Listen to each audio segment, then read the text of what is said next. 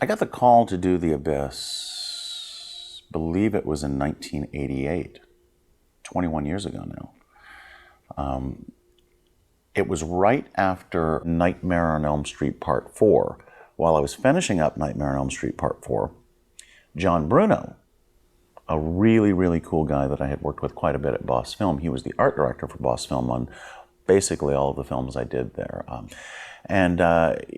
John thought that I would be a really good candidate to handle the creature effects for The Abyss. And so James called me up, and I actually had to go down to his office at 20th Century Fox, and because he didn't want the script leaving his office, I had to read it in his office. And when I finished reading it, he met with me and he said, here's what I want you to do.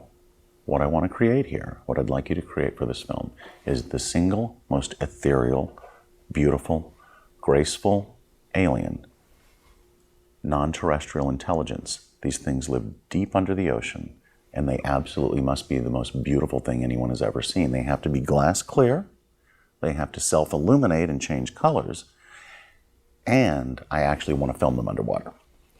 Are you interested? And of course, at the time, I was an enormous James Cameron fan, and of course I was starting my own company and wanted to really make my mark, and I said, you bet I am, having no idea what I was going to get myself into. It turned out to be probably the single most asinine decision I've ever made, to just say, yes, I'll do that. I mean, how can anyone say, sure, I'll do that? Just walk into a room and have someone say, I want the most beautiful thing ever that can be clear, work underwater, change colors. You have no idea if it's possible or not, but you have to put a price tag on it, and you have to say, yes, by this date, I will have all these aliens for you shooting underwater. So that's how I got involved with it, and to this day, I blame my good friend, Mr. John Bruno. Thanks, John. How much did it cost? How much does it cost to make a monster? How much does it ever cost to make a creature? I'll tell you how much it costs. Exactly how much the director wants it to cost. Because there is no price tag. You're making the stuff up as you go. I mean, if the director likes what you're doing, guess what? It doesn't cost as much.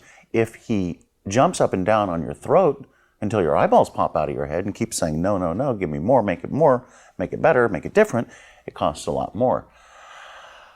Let's see, how did it work on The Abyss? I believe I have very distinct memories of Mr. Cameron jumping up and down in my throat and my eyeballs popping out. Yeah. These aliens cost a lot. How much did they cost? Dollars? I don't know, 300 grand? Seems pointless at this point. I think that was what the initial budget was, but this was 20 years ago, 300 grand was $1 million. But no, I mean, hello, guess what happened? I ran out of money. I completely ran out of money. We didn't know what we were doing. We were just making the stuff up as we went along. It's like, okay, this doesn't work. Let's start all over again. So yeah, it cost a lot of money, and Jim, to his credit, really knows what he wants. And he really knows how to make those that work with him do their best. But of course, that comes with a price tag. So yeah, there came a day where I had to walk into Gail Hurd's office and say, Gail, guess what? You hired me to make some aliens, and I think you want them in a couple of months down there in San Pedro. And guess what? We don't have any more money, and we don't have any aliens either. So something's got to happen here, Gail. Yeah, that meeting didn't go too well.